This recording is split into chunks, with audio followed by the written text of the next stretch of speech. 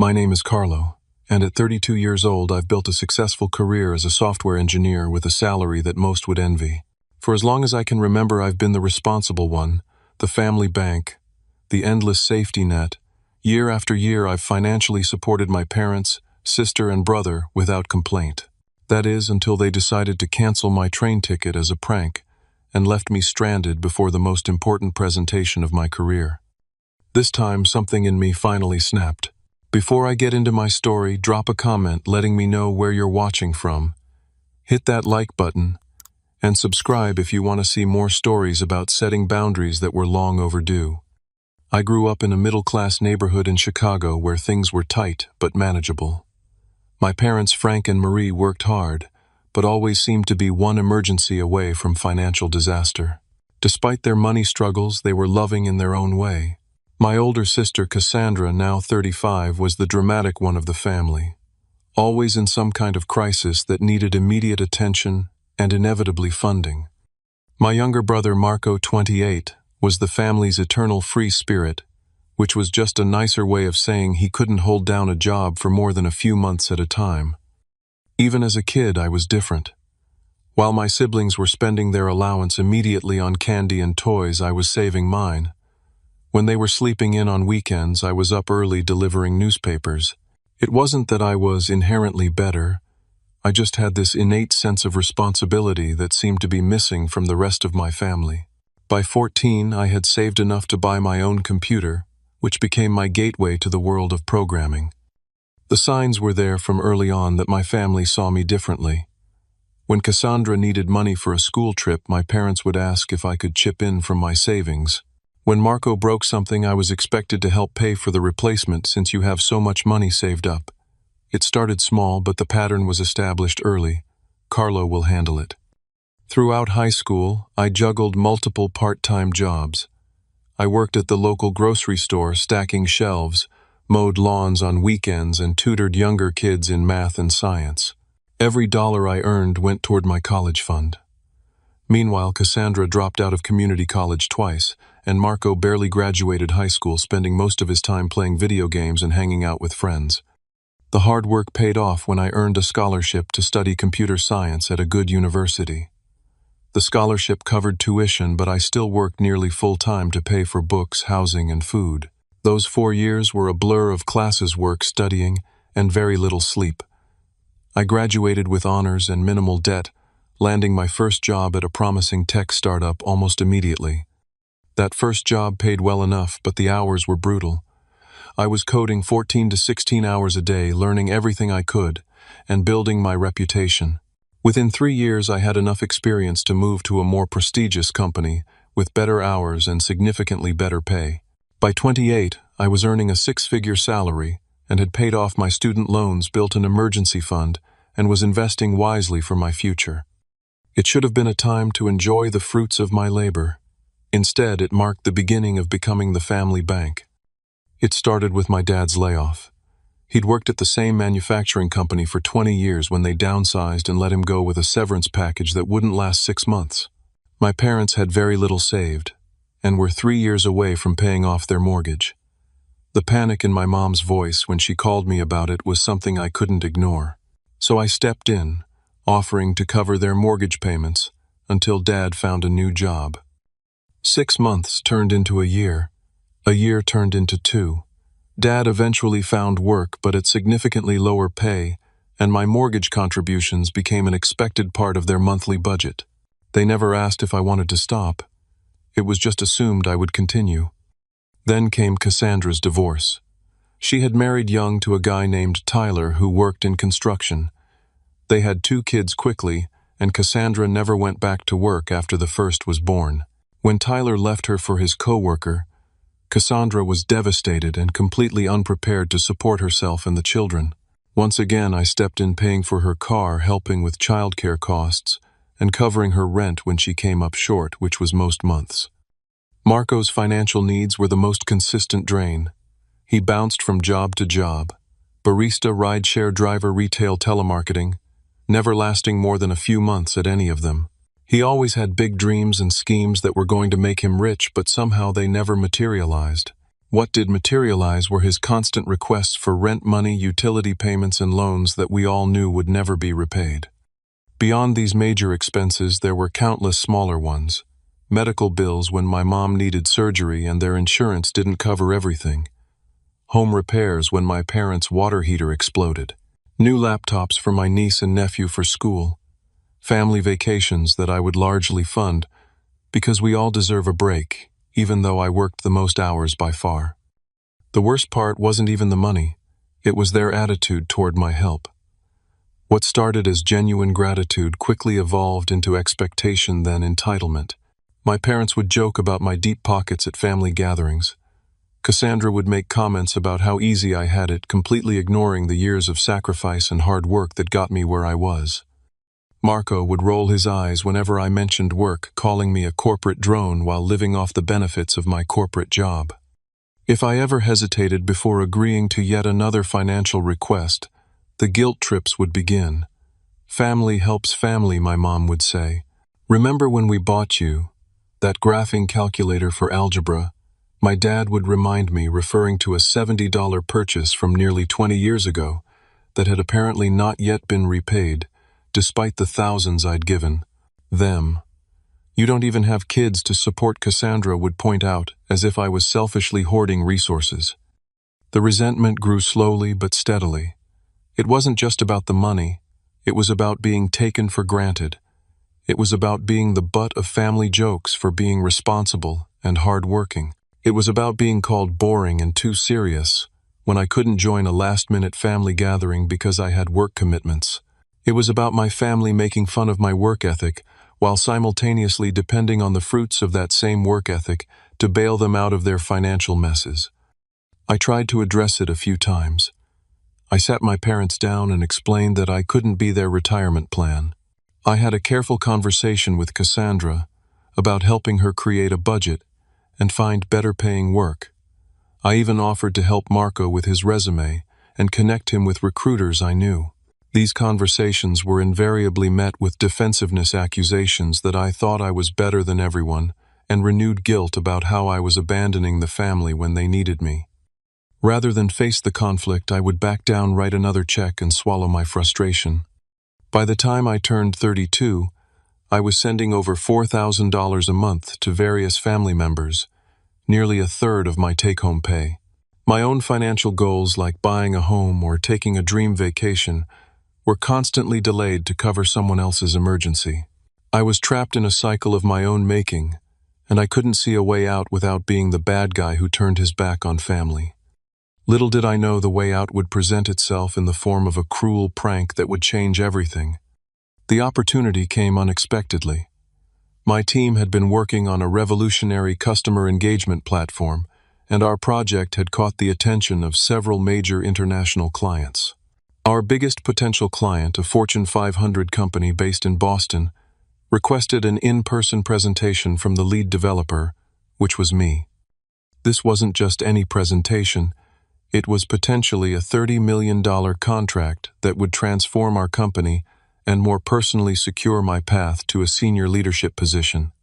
"Carlo, this is your shot, my boss." Patricia told me, her normally stoic expression giving way to a rare smile. "Land this client, and the director of engineering position is practically yours. The board is watching this one closely." The promotion would mean a 40% salary increase, stock options, and the kind of career advancement that I had been working toward for years. It was the opportunity I had sacrificed countless weekends and holidays for, the validation of all those late nights and early mornings. I threw myself into preparations immediately. The presentation needed to be perfect, technically impressive enough to satisfy their engineering team, but accessible enough for their executives to understand the value proposition. I spent weeks refining the demo, anticipating possible questions, and creating contingency plans for any technical issues that might arise. The logistics required equal attention to detail. The meeting was scheduled for 9 in the morning on a Tuesday in Boston, which meant traveling the day before. I decided to take the train rather than fly. I've always found trains more reliable and comfortable for working, and the direct route from Chicago to Boston would give me 5 solid hours to review my materials and mentally Prepare. I booked my first-class train ticket 3 weeks in advance, securing a quiet car seat with a table and power outlet. I reserved a room at the Marriott directly across from their corporate headquarters. Expensive, but worth it to ensure I'd be fresh and punctual. I even had my best suit professionally cleaned and pressed, bought a new tie, and had my shoes polished to perfection. Every detail was accounted for, every contingency planned for. This was too important to leave anything to chance. The week before the trip, we had our regular Sunday family dinner at my parents' house. These dinners had become something of a tradition over the years, a time when all of us would gather, eat my mom's lasagna, and catch up on each other's lives. Typically, these dinners involved everyone else talking about their problems, while I listened sympathetically, usually ending with someone mentioning a financial need that I would quietly address later. This time, however, I was genuinely excited to share my news. "I've got a big presentation in Boston next Monday," I announced as we sat around the dinner table. "It's for a huge potential client. If it goes well, I'm in line for a major promotion." Boston Fancy Marco smirked, shoveling another forkful of lasagna into his mouth. "Going to wear your special tie for the other computer nerds." I ignored the jab. "It's a really big deal. The company I'm presenting to is massive, and they're looking to invest millions in our platform." My mom patted my hand. "That's wonderful, honey. We're proud of you." "Must be nice," Cassandra sighed, "flying around the country for business, while some of us are stuck working local jobs." She was currently working part-time as a receptionist, a job I had helped her get through a friend. "Actually, I'm taking the train," I corrected. "It's more reliable and I can work during the journey." "The train," my dad chuckled. "Very old school of you, son. I thought you tech guys were all about efficiency." "It is efficient for me," I explained. "No airport security lines, no cramped seats, no turbulence. Just 5 uninterrupted hours to finalize my presentation." "Whatever you say, Mr. Big Shot," Marco laughed. "Some of us would kill for a fancy train ride to anywhere." The conversation moved on, but not before I noticed a strange look pass between my siblings. At the time, I dismissed it as their usual slight resentment of my career success. I was used to the little digs and backhanded compliments. They seemed supportive enough, asking a few questions about the presentation and offering generic well wishes. The night before my departure, I was a bundle of nervous energy. I triple-checked my presentation materials, making sure everything was backed up in multiple locations. I confirmed my train ticket and hotel reservation. I packed my bag meticulously, including backup chargers for all my devices and an extra dress shirt just in case. I called Patricia for a final review of the key points we wanted to emphasize. "You've got this, Carlo," she reassured me.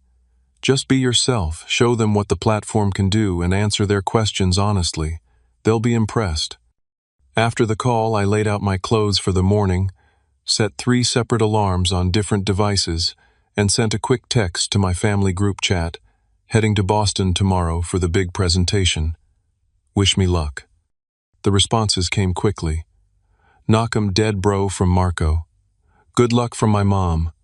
Don't forget to bring us back souvenirs from your fancy business trip," from Cassandra. "Make us proud, son," from my dad. I went to bed early, determined to be well rested for the important day ahead. Despite my nervousness, I managed to fall asleep, quickly confident in my preparations, and excited about the opportunity. The morning of the trip, I woke before my first alarm even sounded. I felt surprisingly calm and focused, running through mental checklists as I showered and dressed. My Uber arrived precisely on time at 5:30 in the morning, and the driver was pleasantly quiet, allowing me to review some notes on my phone during the ride. I arrived at the train station a full hour before departure, wanting to eliminate any possibility of rushing or stress. The station was already busy with early morning commuters, but not overwhelmingly crowded.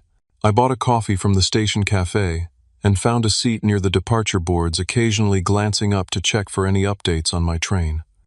As I sat there reviewing my presentation one last time, I felt a rare sense of pride. This moment was the culmination of years of hard work and sacrifice. I was ready. Whatever technical questions they threw at me, whatever concerns they raised about implementation or scaling, I had the answers. This was my moment to shine. Little did I know my carefully laid plans were already derailed, sabotaged by the very people who should have been supporting me. As the departure time grew closer, I packed up my laptop and moved toward the platform area. I glanced at the large electronic departure board, scanning for my train number. Strangely, I didn't see it listed among the departures. I checked the time on my phone, still 30 minutes before scheduled departure, and figured it might not be posted yet. I waited another 10 minutes, growing slightly anxious as other trains appeared on the board but not mine. Finally, I approached the customer service desk, where a middle-aged woman with a kind face was helping another passenger. When it was my turn, I stepped forward confidently. "Good morning. I'm looking for information on the 7:15 train to Boston. It's not showing up on the departure board." The woman typed something into her computer, her expression neutral. After a moment, she looked up with a slight frown. "Can I see your ticket and ID, sir?" I pulled up the electronic ticket on my phone and handed her my driver's license. She studied both, typing something else into her system. Her frown deepened. "Sir, I'm showing that your reservation was canceled last night." My stomach dropped. "That's impossible. I didn't cancel anything." She turned her monitor slightly so I could see the screen. "The system shows the cancellation was processed at 11:45 p.m. last night. The cancellation was done online through your account." My mind raced. I hadn't been on the booking site last night. I'd been asleep by 10:30, preparing for today. "There must be some mistake," I insisted, trying to keep my voice calm. "I absolutely did not cancel this ticket. Is there any way to reinstate it?" She shook her head apologetically. "I'm sorry, sir. The train is fully booked now. Once a cancellation is processed, those seats become available to other customers." Panic began to rise in my chest. "Are there any other trains to Boston today? I have an extremely important meeting tomorrow morning." More typing. Another head shake. "The next available train with seats isn't until tomorrow afternoon. We've had higher than usual bookings because of the technology conference in Boston this week." Of course. The very conference that had brought my potential clients to Boston was now ensuring I couldn't get there in time. What about standby? Or even just a coach seat instead of first class? I was growing desperate. "I can put you on the standby list, but honestly, sir, it's extremely unlikely. As for coach, those seats were the first to sell out." My mind was spinning. How could this be happening? I needed to be in Boston tonight. The presentation couldn't be rescheduled. These executives had packed schedules and had specifically made time for our presentation. I stepped away from the counter, pulling out my phone to call the airline. Maybe I could still get a flight.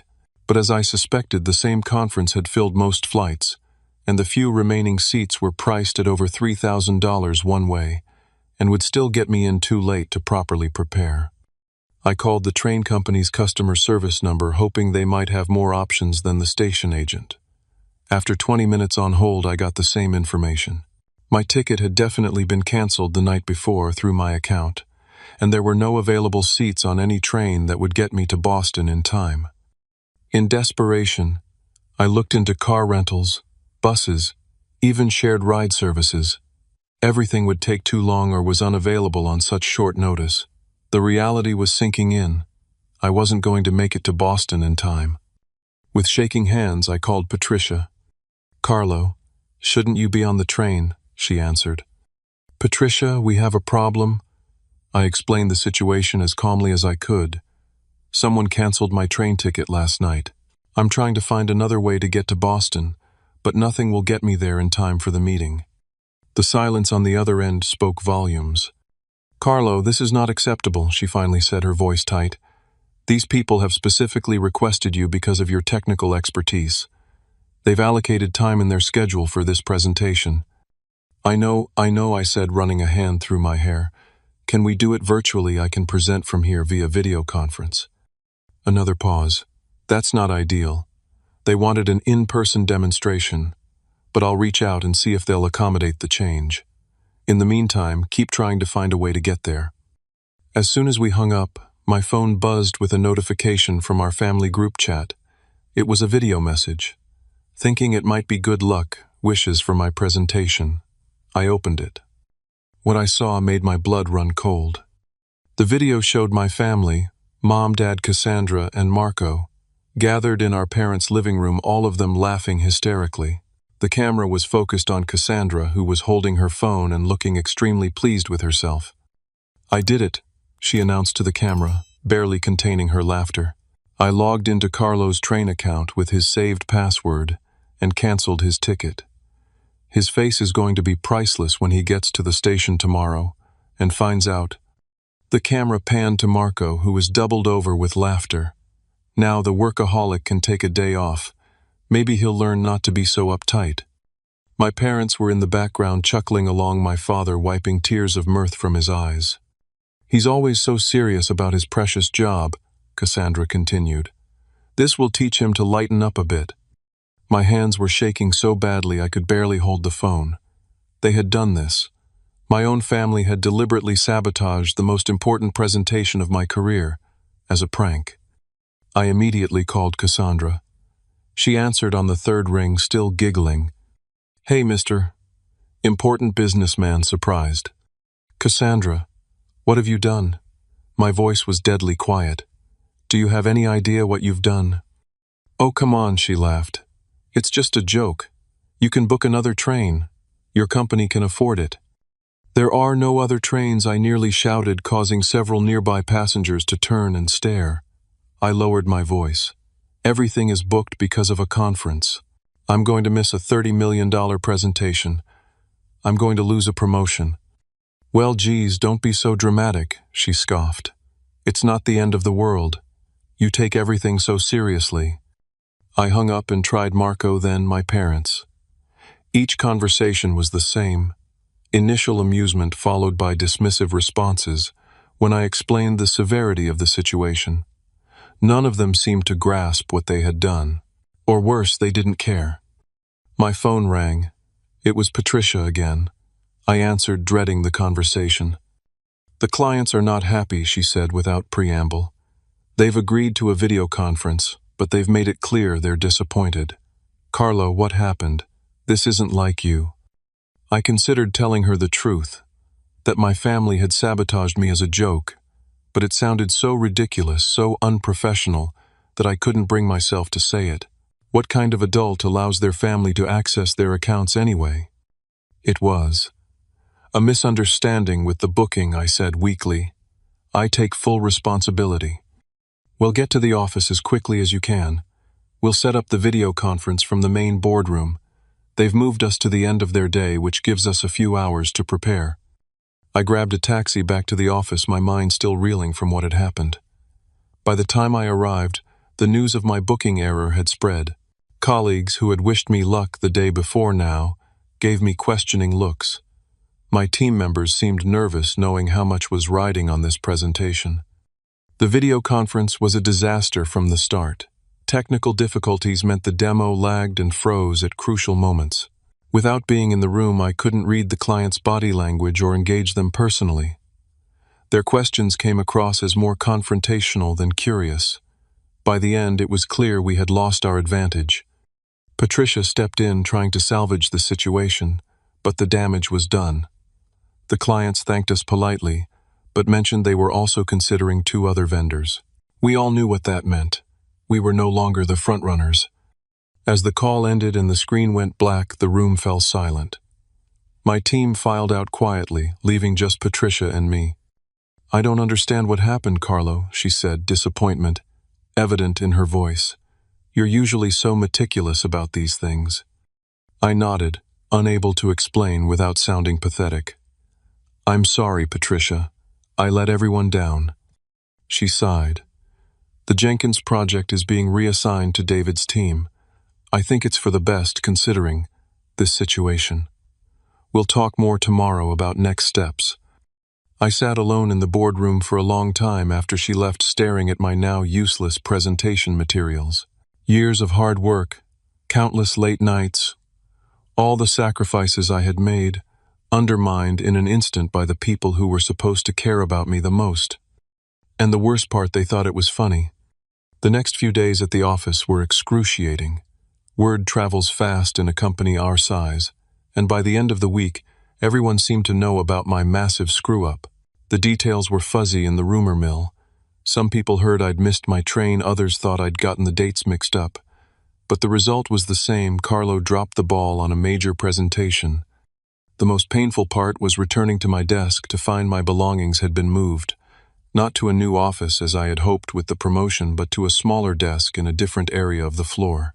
David, who had been assigned the Jenkins project in my place, was now sitting at my old desk closer to Patricia and the rest of the leadership team. The symbolic demotion was clear, even if my title and salary remained the same.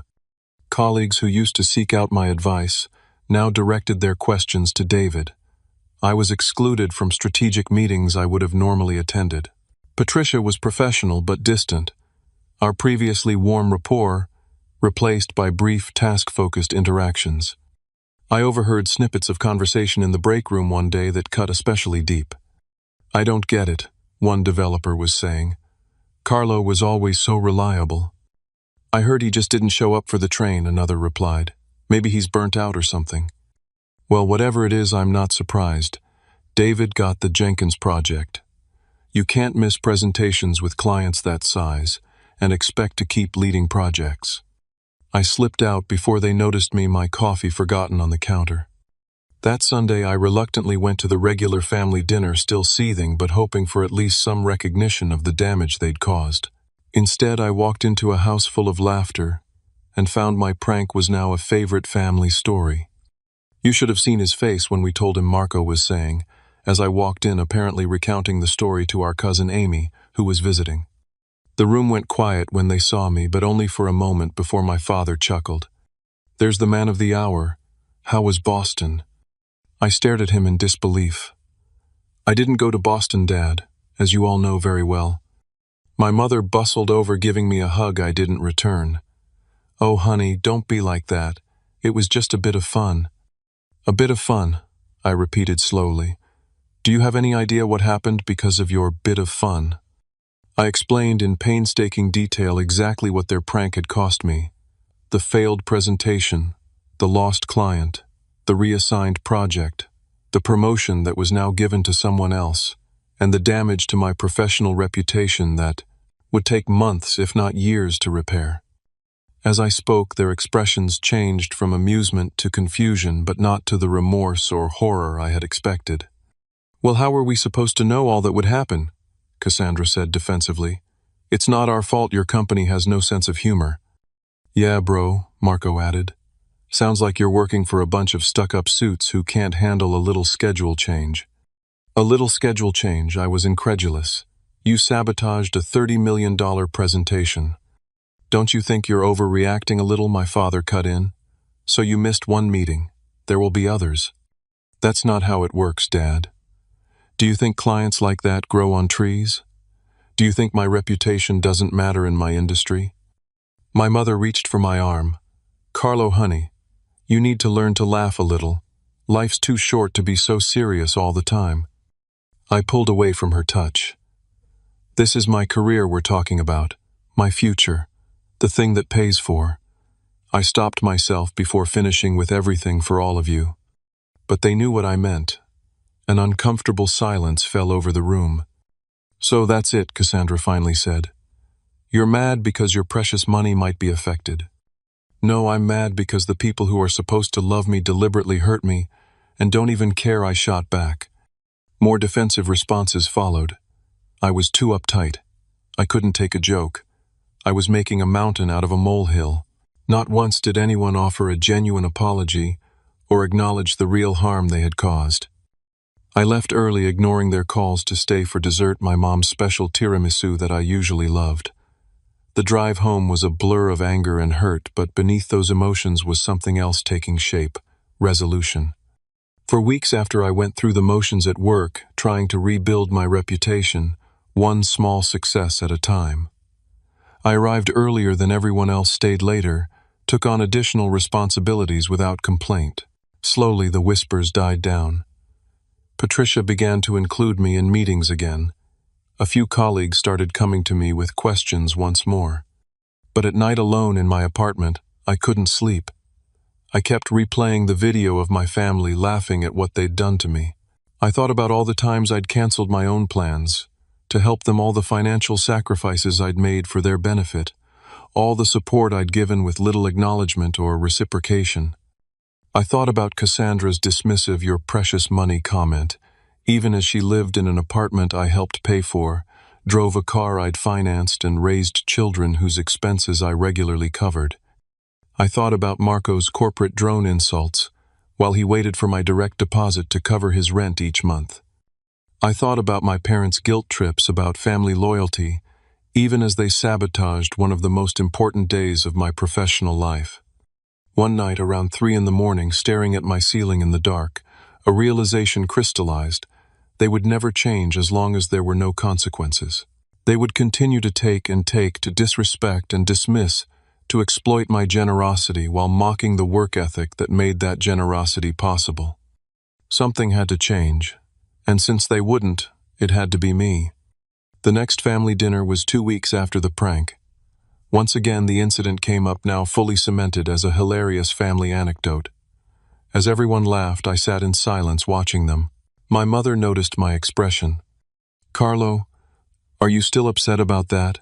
It was weeks ago." I didn't answer directly. I just looked around at their faces. My family, who I loved despite everything, but who clearly didn't respect me or value what I contributed. "I need to head out early tonight," I said quietly, standing up before dessert was served. "But we haven't even had Mom's apple pie," Marco protested. "I have some things to take care of," I replied, and left without further explanation. Those things would change all of our lives forever. That night I sat down at my kitchen table with a notebook and began to take inventory of my financial entanglements with my family. The list was longer than I had realized. Monthly contribution to parents' mortgage, $850. Marco's rent, $1,200. Cassandra's car payment, $375. Cell phone, family plan for everyone, $220. Streaming services shared with family, $65. Health insurance contribution for parents, $490.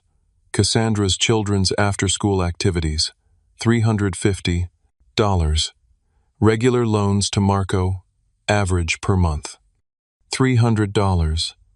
Contributions to family vacation fund, $200. Miscellaneous emergency expenses, average $400. The total came to over $4,450 per month, more than most people's mortgage payments. And this didn't include the countless gifts, dinners out, and one-time expenses I covered throughout the year. I also went through old emails and text messages documenting loans that had never been repaid. The total was staggering. Over $27,000 to various family members over the past 5 years, not a penny of which had been returned despite multiple promises. I created a spreadsheet detailing every regular payment when it was due, which accounts it came from, and who it was for. I needed to understand exactly what I was dealing with before making any changes. The next day, I took a personal day from work and scheduled appointments with my financial advisor and a lawyer. I needed to understand my options and any potential legal implications. My financial advisor, Janet, was surprised by the extent of my financial support to my family. "Carlo, this is significantly impacting your own financial goals," she pointed out. "At this rate, you're delaying your own home purchase by years, not to mention your retirement savings." "I know," I admitted. "I just never added it all up before." "Well, now that you have, what do you want to do about it?" I took a deep breath. "I want to stop, all of it, but I need to know how to do it in a way that protects me legally and financially." She nodded understanding immediately.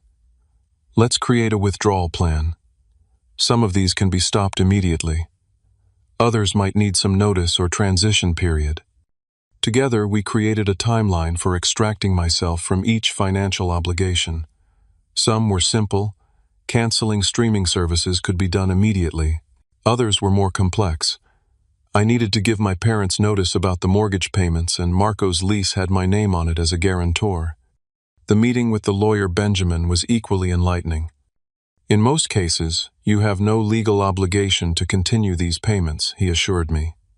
The exceptions are anything where you've signed a contract like the lease guarantee for your brother. How do I handle that? I asked.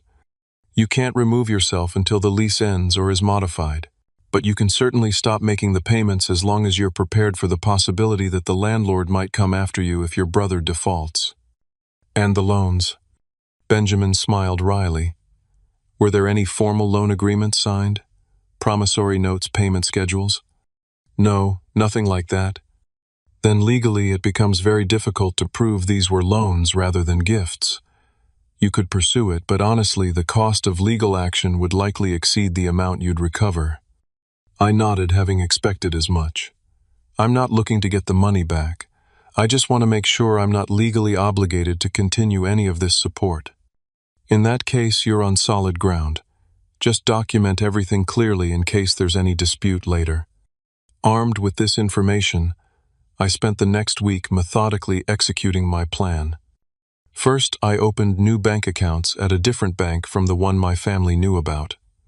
I transferred the majority of my funds, leaving only enough in the old accounts to cover immediate expenses. Next, I canceled all automatic transfers to family members' accounts effective immediately.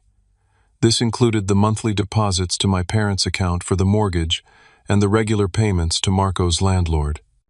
I removed my credit card from all shared accounts and services, including the family cell phone plan, various streaming services, and the online shopping accounts my sister used regularly. I sent emails to my family members documenting the changes. These weren't emotional or accusatory, just simple statements of fact. To my parents, effective immediately, I will no longer be contributing to the mortgage payments. Please make arrangements accordingly. To Cassandra, I've removed my card from your car payment account. The next payment is due on the 15th. To Marco, I will no longer be covering your rent starting next month. Your lease renewal is coming up in 60 days. I changed all my passwords, email banking, social media, everything. I realized that if Cassandra had my train account password, she likely had access to other accounts as well. I enabled two-factor authentication on everything that offered it. I contacted Marco's landlord, explaining that I would not be renewing as a lease guarantor when the current term expired. I made it clear that while I would honor my current obligation, I wanted formal confirmation when I was released from the guarantee. I canceled the family vacation I had promised to pay for forfeiting the deposit but saving thousands in future expenses. Finally, I set up automatic replies to financial requests. If anyone texted or emailed asking for money, they would receive a standard response. I'm currently revising my budget and am not able to provide financial assistance at this time. I took one additional step that wasn't strictly necessary, but felt important symbolically. I muted the family group chat. I didn't leave it entirely. I just turned off notifications so I wouldn't be drawn into their immediate reactions. With everything in place, I took a week off work. Not to go anywhere, but to give myself space to process what I had done and prepare for the fallout. I knew it would be significant. I knew they would be angry, hurt, and confused. I knew they would try to guilt me, shame me, and pressure me into changing my mind. I also knew I couldn't give in this time. This wasn't a negotiation or a temporary measure. This was a complete reset of my relationship with my family, one that was long overdue. As I sat in my apartment that first night with all the changes enacted, but before any of my family had discovered them, I felt a strange mix of emotions. There was guilt, of course. There was fear about how they would react. There was sadness about the relationships that might be damaged. But there was also a profound sense of relief. For the first time in years, I felt like I was taking control of my own life. I was standing up for myself, setting boundaries that should have been set long ago. Whatever came next, I knew this was the right decision, not just for my financial health, but for my self-respect and dignity. The storm was coming, but for now there was calm. And in that calm, I found something I hadn't felt in a very long time: peace. The first signs of the coming storm appeared within 24 hours. My phone started buzzing with text messages early the next morning. From Cassandra: "Hey, weird question, but my car payment got declined. Your card isn't working." From Marco, dude, Netflix isn't working. Did you change the password? From Mom, Carlo, honey, there seems to be a problem with the bank transfer. Can you check on it? I didn't respond to any of them immediately. I had anticipated these messages and was prepared for them. This was only the beginning. By the afternoon, the tone of the messages had changed. From Cassandra, Carlo, seriously, what's going on with the car payment? I called the bank, and they said your card was removed from the account. From Marco, what the fuck, man? Did you seriously cut off the cell phone plan? My phone's only working on Wi-Fi now. From Mom, Carlo, please call us. We're worried about you. There seems to be some mistake with all the accounts. Still, I maintained my silence. I needed them to understand this wasn't a mistake or a temporary glitch. This was a deliberate choice. By evening, my phone was ringing constantly. I let all calls go to voicemail, listening to them later when I felt emotionally prepared. Carlo, this is your mother. What is going on? Your father and I just got a notice from the bank about the mortgage payment. Call us immediately. Bro, what the hell? My landlord just called and said you contacted him about the lease. Are you trying to get me evicted? Call me back now. This is Cassandra. I don't know what kind of game you're playing, but I have 2 kids who need to eat and get to school. My car is essential. Fix this right now. The next day, the doorbell rang. I checked the security camera to see Marco standing there looking angry. I didn't answer. An hour later, it was Cassandra. Again, I didn't respond. Later that evening, my parents showed up looking worried rather than angry. It was harder to ignore them, but I reminded myself of the video of them laughing at my misfortune and held firm. 3 days after implementing my changes, I received a text from my father that took a different approach. Son, we're having an emergency family meeting tomorrow night at 6. Whatever's going on, we need to discuss it as a family. Please be there. We love you. This was it. The confrontation. I knew I had to attend. Avoiding them forever wasn't the point. Setting boundaries was. I needed to explain my decision face to face and stand firm against the emotional manipulation I knew would come. I arrived at my parents' house exactly at 6, bracing myself as I walked through the door. The atmosphere was tense.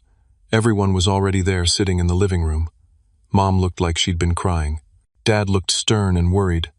Cassandra was visibly angry while Marco just looked confused.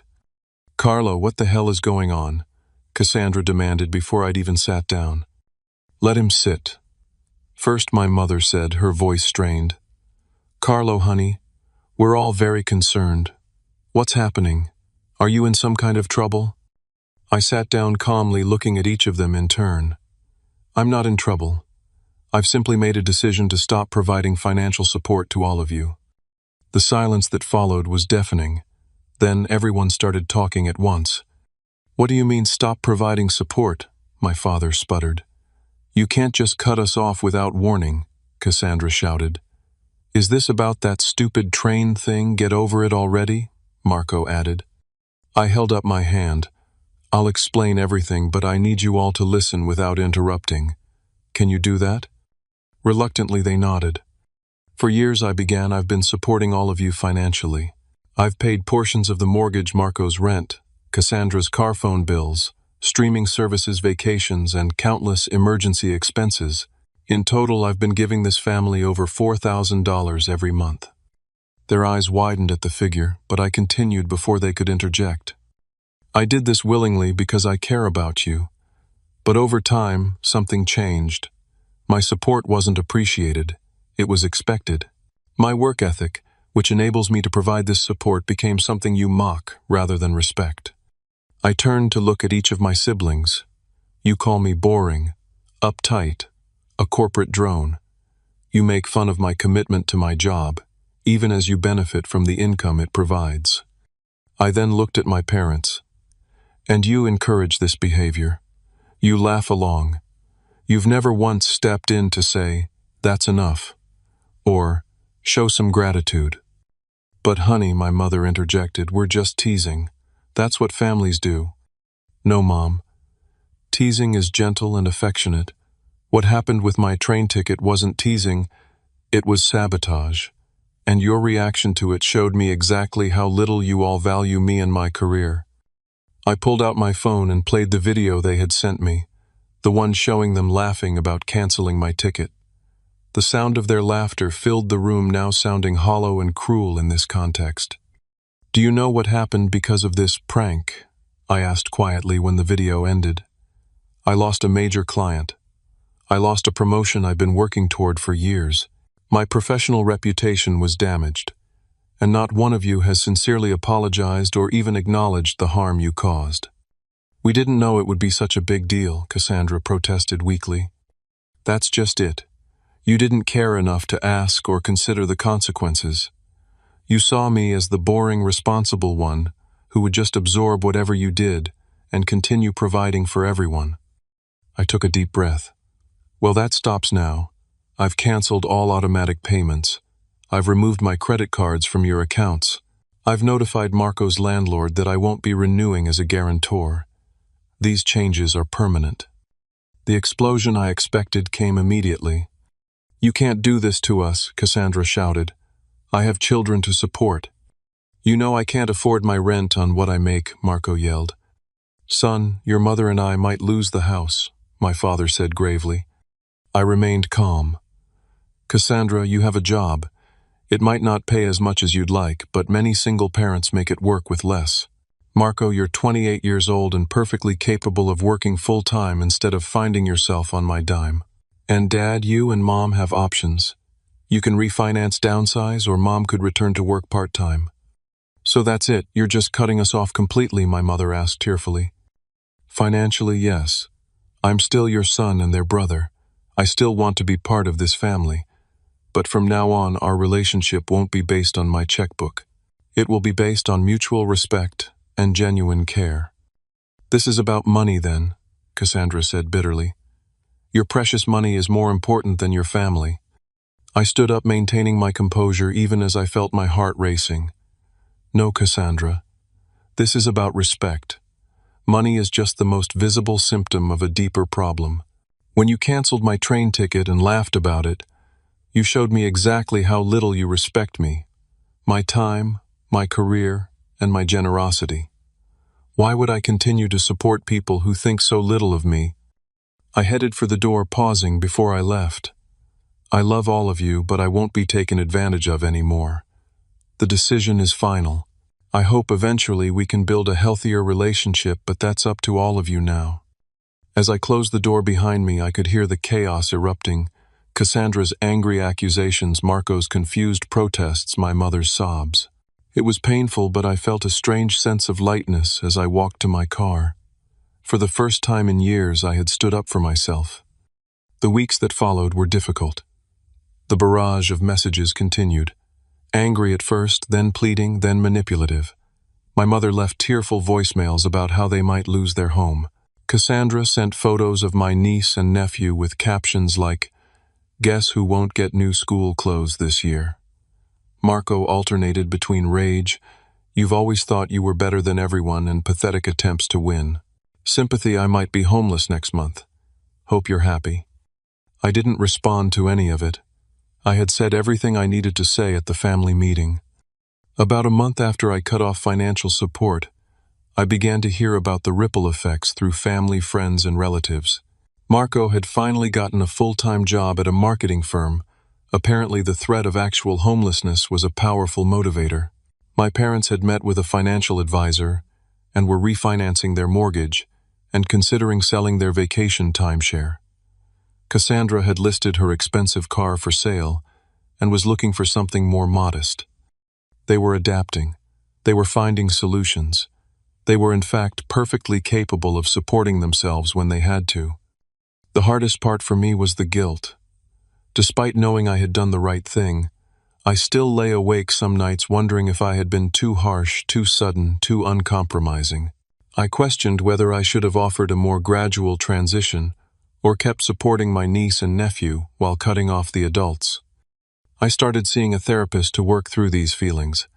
Dr. Thompson helped me understand that my guilt was programmed into me through years of emotional manipulation. "Your family trained you to feel responsible for their well-being," she explained. That programming doesn't disappear overnight just because you've recognized it's unhealthy. She was right. I had been conditioned to put everyone else's needs before my own, to equate saying no with being selfish or uncaring. Breaking that conditioning was painful but necessary. Surprisingly, it was my colleagues who provided the most unexpected support during this time. As I refocused my energy on work, my performance improved dramatically. I was more present, more creative, and more assertive in meetings. Patricia noticed the change. "Whatever's going on in your personal life," she told me, "after I successfully led a challenging project, it seems to have lit a fire under you. This is the Carlo I always knew was there." For the first time in years, I was putting myself first. My career, my goals, my well-being. And rather than making me selfish, it was making me more effective and authentic in all areas of my life. The family drama wasn't over, but as the months passed, I grew stronger in my resolve and more confident in my decision. This wasn't about punishing them. It was about finally valuing myself enough to demand the respect I deserved. And somewhere deep down, I hoped that by forcing them to stand on their own feet, I might actually be helping them become stronger, more independent people. Perhaps someday we could build relationships based on genuine love and respect, rather than financial dependency and obligation. That hope, small as it was, helped me sleep a little better at night. 6 months passed before I attended another family dinner. It wasn't that I was avoiding them entirely. I had brief civil interactions with individual family members during that time, but I needed space, and they needed time to adjust to their new financial reality. When I finally returned to Sunday dinner, the atmosphere was noticeably different. The house was the same, but there were small changes. Some of the more expensive decorations were gone, replaced by simpler items. The meal was more modest, but still delicious. More striking were the changes in my family themselves. My father greeted me with a firm handshake and clear eyes, none of the evasive guilt I'd grown accustomed to seeing. My mother hugged me warmly, but didn't cling or tear up as I expected. Cassandra arrived in a used sedan, rather than her luxury SUV, and Marco actually showed up on time dressed professionally. Apparently he had to head to work for an evening shift after dinner. The conversation over dinner was stilted at first, everyone carefully avoiding any mention of money or the incident as they now referred to the train ticket prank. But as the meal progressed, something remarkable happened. They started asking me genuine questions about my work, my life, my interests. Not perfunctory questions designed to eventually steer the conversation toward a financial need, but authentic curiosity. "Your company was featured in that business magazine last month, wasn't it?" my father asked. "The article mentioned a new project you're heading." I nodded, surprised he'd noticed. "Yes, we're developing a platform for healthcare providers. It's challenging but rewarding work." "That sounds fascinating," my mother said, and seemed to genuinely mean it. "Is it similar to what you were working on before?" The conversation continued, with everyone contributing and listening.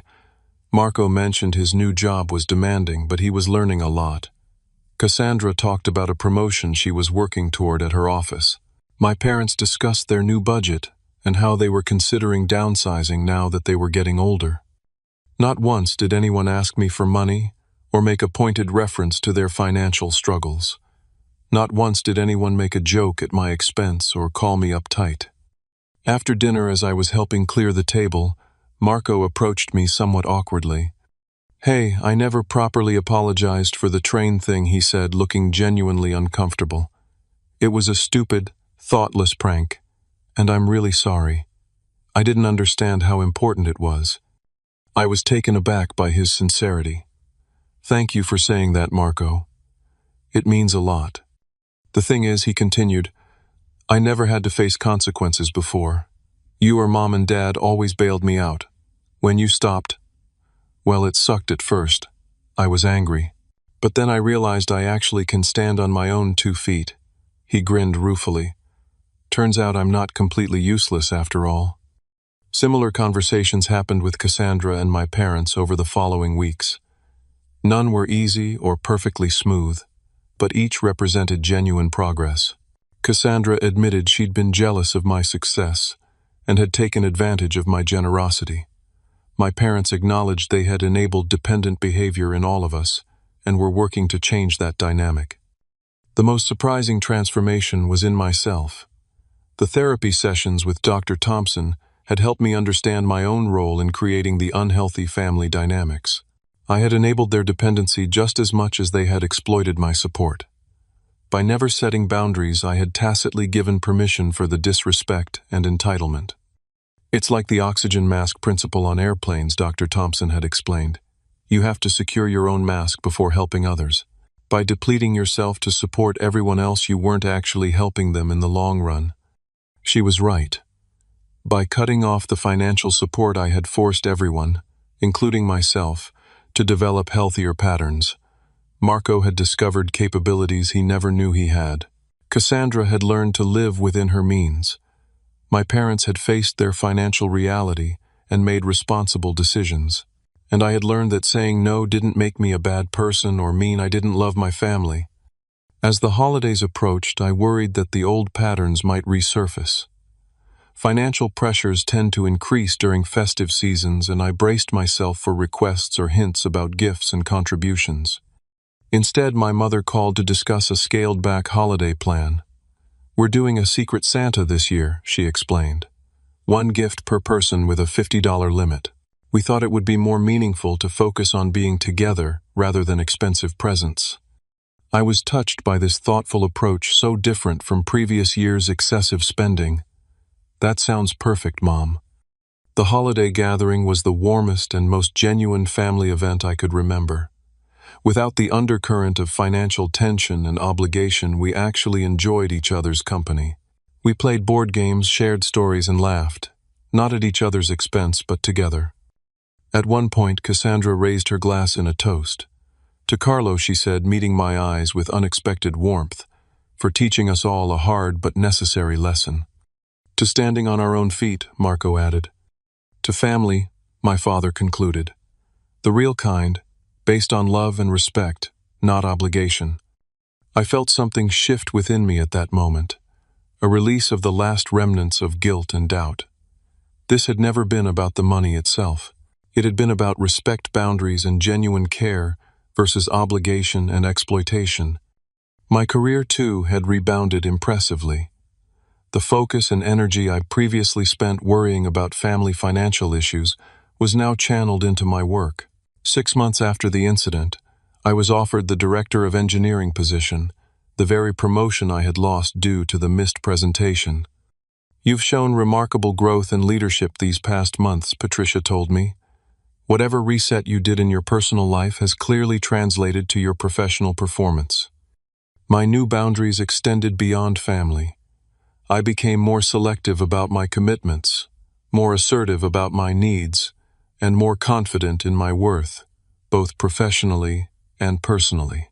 I started dating again after years of putting romance on the back burner, meeting a wonderful woman named Rachel, who valued my reliability without exploiting it. The most profound change, however, was internal. I no longer felt responsible for everyone else's happiness and financial security. I no longer equated being loved with being useful. I understood that true generosity comes from free choice, not obligation or guilt, and that helping others shouldn't come at the expense of my own well-being.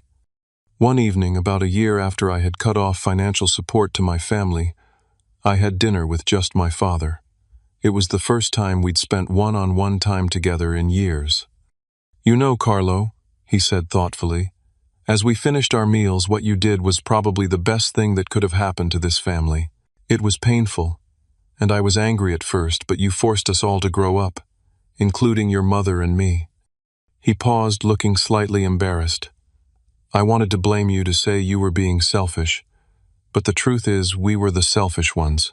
We took advantage of your generosity and didn't respect what it cost you, not just financially but emotionally." "Thanks, Dad," I said, genuinely moved. "That means a lot to hear." "I'm proud of you, son," he added. "Not because of your job or your success, but because you had the courage to do something difficult that ultimately helped everyone. That's real strength." As I drove home that night, I reflected on the journey of the past year. What had started as a painful breach My family's thoughtless prank and my subsequent financial withdrawal had ultimately led to healing and growth for everyone involved. The relationships we now shared were more authentic, more balanced, and more meaningful than the financial dependent dynamics we had before. I realized that sometimes the most loving thing you can do for people isn't to solve their problems or cushion them from consequences, but to allow them to face challenges and discover their own strength. By respecting yourself enough to set boundaries, you actually give others the opportunity to become better versions of themselves. The silence after I canceled their financial support had indeed been priceless, not because it punished them, but because it created space for something more valuable to grow. In its place, genuine respect, authentic connection, and real family bonds based on love rather than obligation. So if you're watching this and finding yourself in a similar situation, constantly giving without receiving respect in return, ask yourself, are your acts of generosity truly helping those you love, or are they preventing growth? Sometimes the kindest thing you can do is to step back and let people find their own way. Have you ever had to set difficult boundaries with people you care about? Leave a comment below sharing your experience. And if this story resonated with you, please like, subscribe, and share it with someone who might need to hear it. Remember, true love supports growth, even when that growth is uncomfortable. Thank you for listening, and I wish you the courage to create healthy boundaries in your own life.